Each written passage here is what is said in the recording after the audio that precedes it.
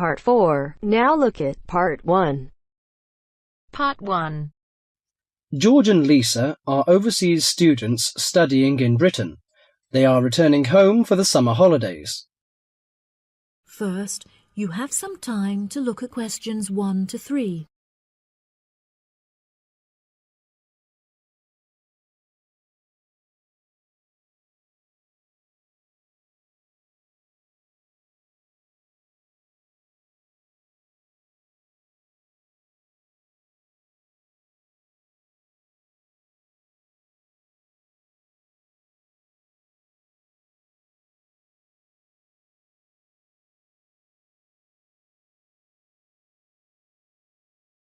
That'll be $23. Right, there's your change.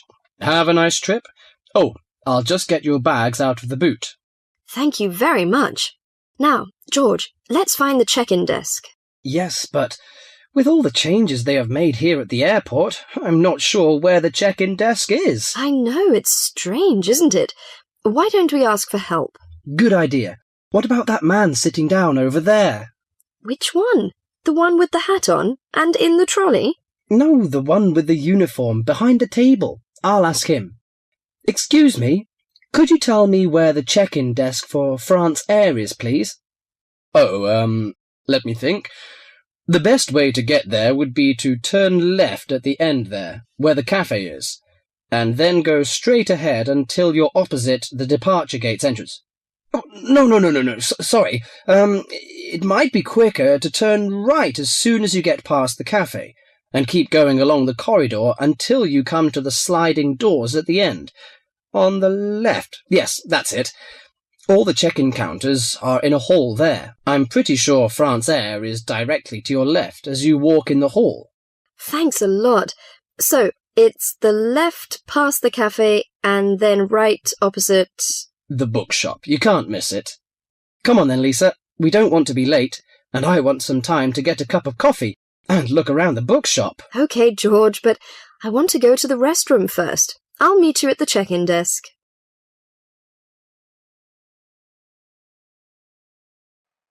Before you hear the rest of the conversation, you have some time to look at questions 4 to 10.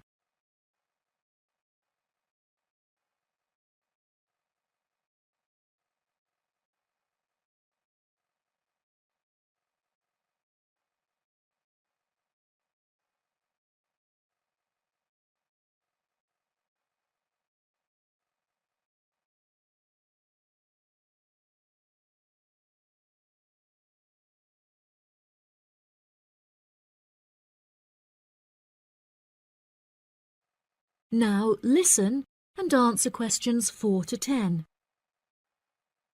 Good morning. Can I help you? Yes, I would like to check in for flight FA492. Very good. Can I have your ticket and passport, please? Oh, yes, here you are. OK, thanks. If you could just put your suitcase on the scales.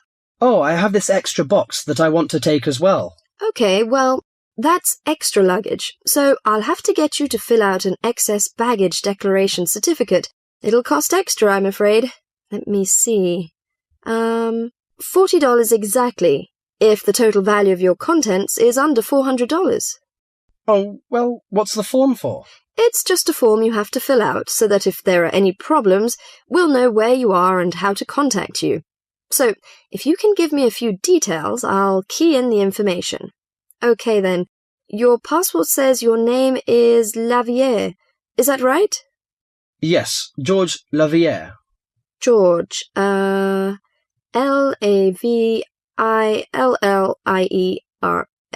Good. Now, nationality. French? No, wait a minute. It's a Swiss passport. Well, yes, I live in France, but I was born in Switzerland. Swiss. Very good. Flight number FA492. Destination is... Paris. Are you connecting with any other flight in Paris, or will you be staying there? I'm spending my vacation in Paris. Well, Sèvres, just outside Paris. OK. So what's the phone number there? Let me think. The country code for France is 33, and the number is 198614537. Right, so that's 331-9861-4537. Yes, that's it. And can you tell me briefly what you have in the box? Well, there are some books, just university textbooks from last semester, some clothes, and, my computer disks. Okay, thank you. And what would be the approximate value of the contents? Quite a bit, actually. About $150. That's all. There's your receipt for the box, your passport and ticket, and here is your boarding pass. Gate 7. You can board the plane in about 35 minutes. Have a nice flight. That is the end of part 1. You now have half a minute to check your answers.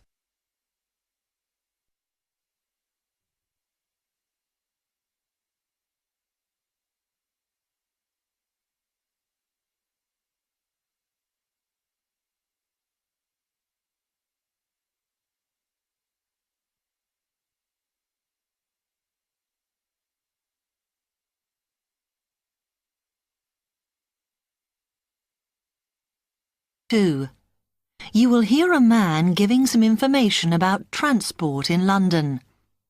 You now have 30 seconds to read questions 11 to 15.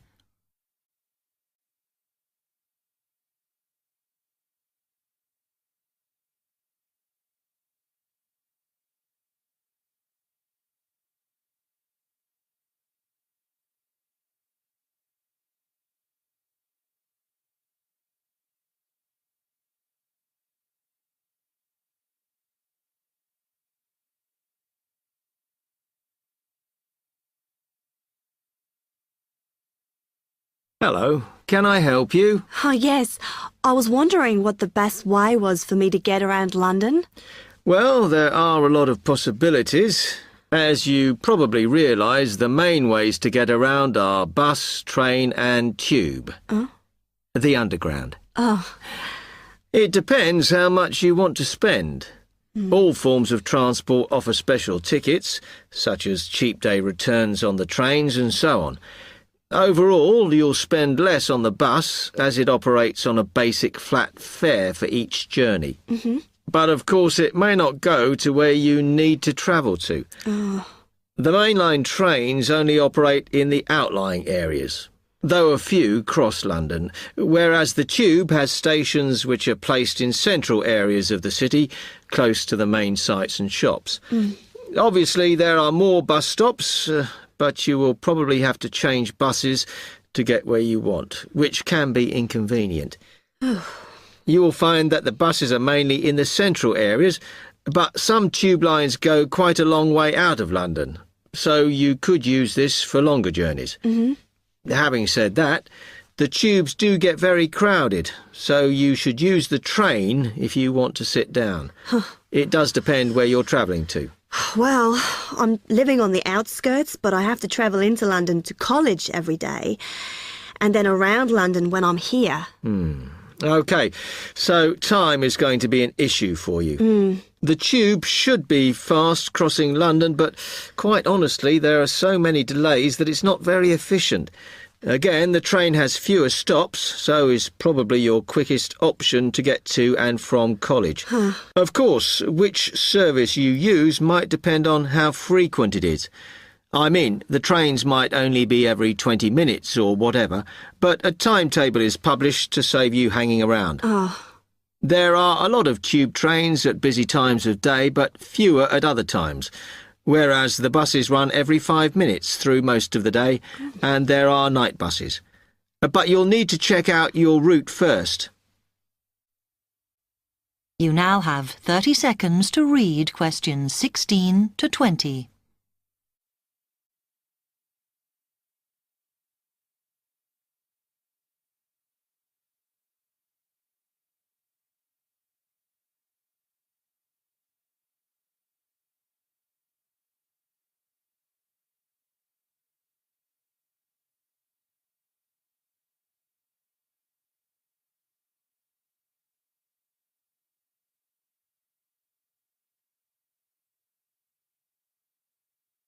OK, thanks.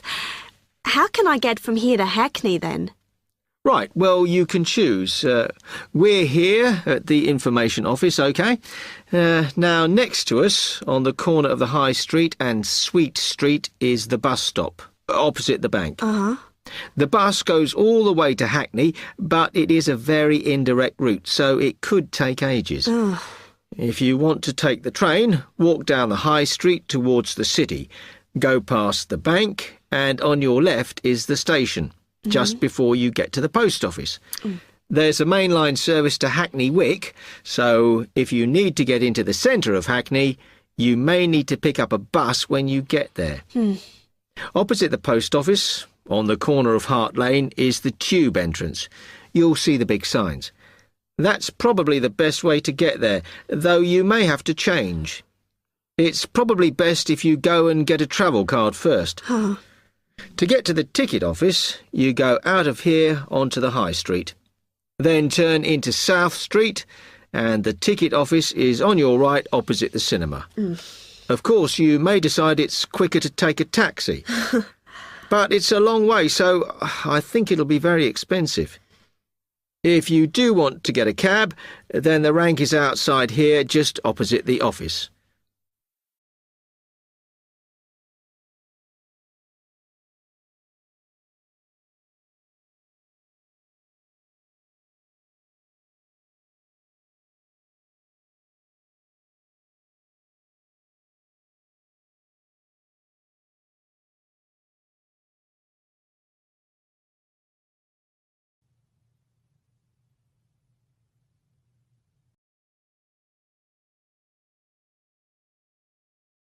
Part 3.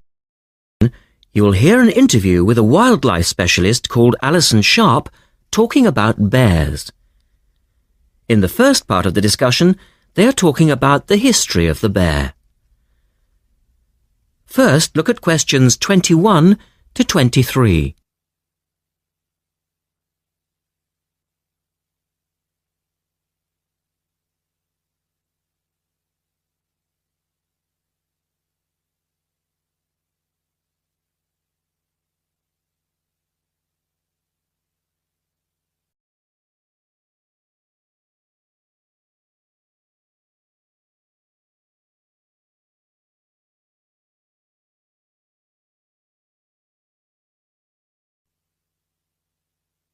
Now listen to the first part of the interview and answer questions 21 to 23.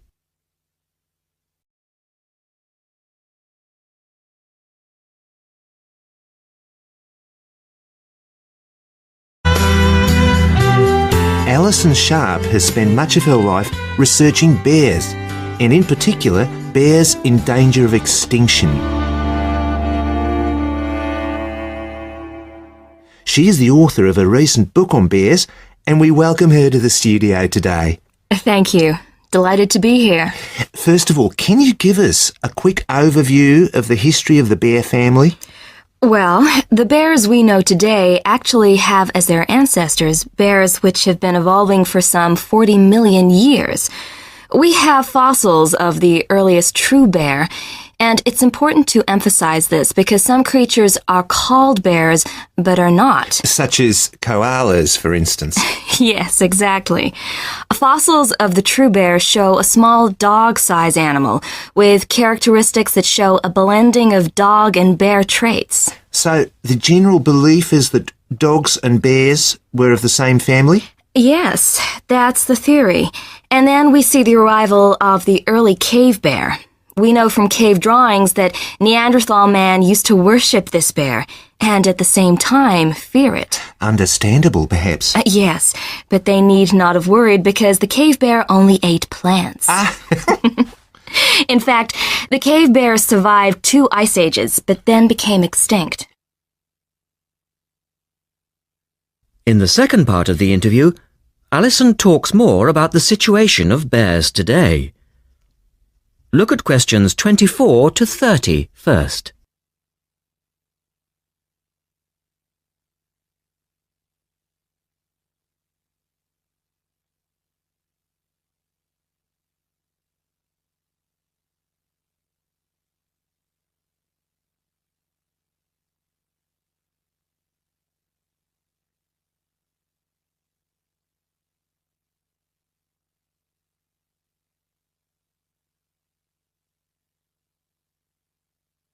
Listen carefully and answer questions 24 to 30. So, how many bears can we find today? And are any of them in danger of extinction? Well, I'll answer your first question first. There are 8 species of bear in all, among them the American black bear and the brown bear, from which evolved the newest species of bear, the polar bear. So, how old is the polar bear? Oh, he's a relative newcomer, just 20,000 years old. And could you tell us a little about them? Which is the largest bear, for instance?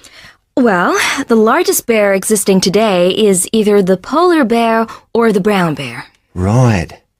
Don't we know? Well, it depends which criteria you use. The polar bear is the heaviest. The male weighs up to 1,500 pounds, but his narrow body actually makes him look smaller than the much more robust brown bear. So, the brown bear appears the biggest. Yes. And the smallest? Well, the sun bear is the smallest of the 8 species. They only weigh between 60 and 145 pounds. That makes him a comparative junior. Yes. And then next we have the so-called giant panda.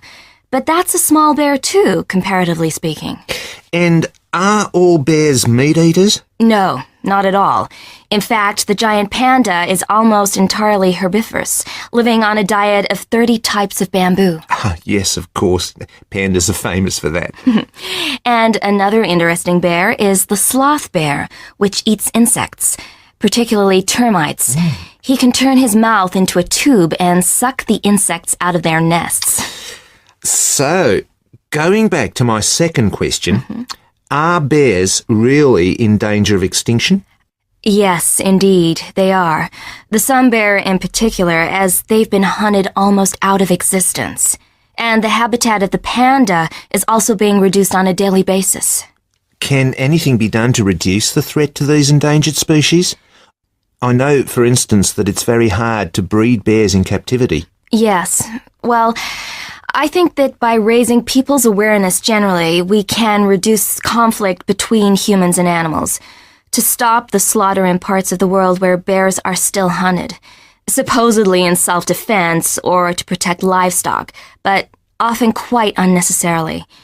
And we can also encourage governments to preserve the natural environment of the bear, rather than allow the areas where they live to be systematically destroyed in the name of progress. Yes, of course. And in addition to these global efforts, all profits from the sale of my book will go toward the United Nations Bear Protection Program.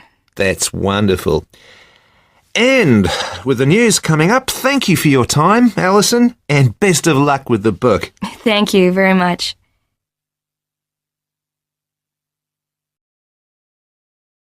That is the end of part 3.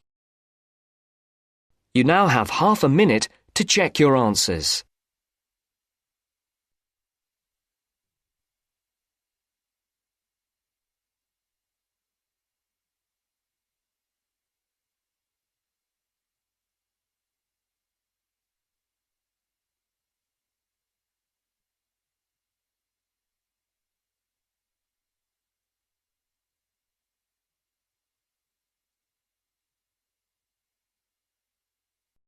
Part 4. We'll hear an introduction on cheese making.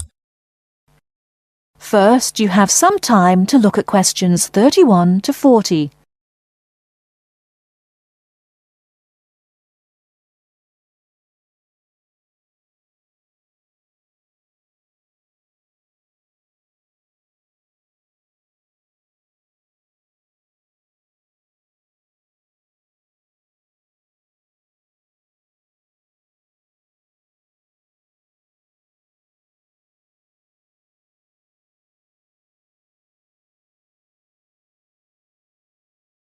Now, listen carefully and answer questions 31 to 40. Cheese is one of those foods that we tend to take for granted as always having been with us. And it's odd to think that someone somewhere must have discovered the process to make cheeses. That takes place today. In the studio to tell us all about it is Monica Maxwell. Today, we all know that the process of making cheeses takes place when microorganisms get into milk and bring about changes in its physical and biochemical structure. Well, obviously, we don't know who discovered the process, but it's thought that it came from Southwest Asia, about 8,000 years ago. In the early time, there were mainly two types of cheeses. One of them was rather tasteless and bland, in the case of the so-called fresh cheeses, which are eaten immediately after the milk has coagulated. And another one was rough-tasting and salty, in the case of the ripened cheeses, which are made by adding salt to the soft fresh cheese and allowing other biochemical processes to continue so that a stronger taste and a more solid texture resulted. The ancient Romans changed all that. They were great pioneers in the art of cheese-making, and the different varieties of cheese they invented and the techniques for producing them spread with them to the countries they invaded. This spread of new techniques took place between about 60 BC and 300 AD. You can still trace their influence in the English word cheese, which comes ultimately from the Latin word Caseus, that's C-A-S-E-U-S. At this stage in history, people weren't aware in a scientific way of the role of different microorganisms and enzymes in producing different types of cheese, but they knew from experience that cheese's tastes were relevant to something. If you kept your milk or your pre-cheese mixture at a certain temperature or in a certain environment, things would turn out in a certain way. In the 19th century, with the increasing knowledge about microorganism, there came the next great step forward in cheese-making. Once it was known exactly which microorganism was involved in the different stages of producing a cheese, and how the presence of different microorganisms affected the taste, it was possible to introduce them deliberately and to industrialize the process. Nowadays, cheese is made on a large scale in factories, although the small producer working from his dairy farm continued to exist and still exists today. Cheesemaking moved very much into the world of technology and industrial processes, although because the aim is still to produce something that people like to eat, there's still an important role for human judgment. People still go round tasting the young cheese at different stages to see how it's getting on, and may add a bit of this or that to improve the final taste. Whatever the scale of production, there is still room for the development of art alongside the technology. That is the end of part 4. You now have half a minute to check your answers. 29 and I find myself wondering what did happen to the last 10. I ran away with my life, fast forward, never turn back again. It's kind of funny that the more we pass time, the more we need to set the rewind.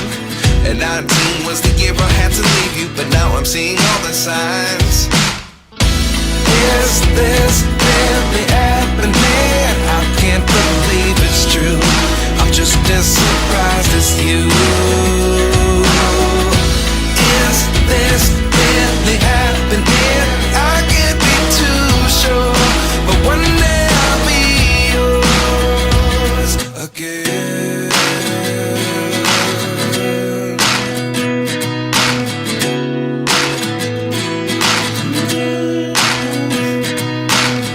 Life lessons come one in a dozen. The other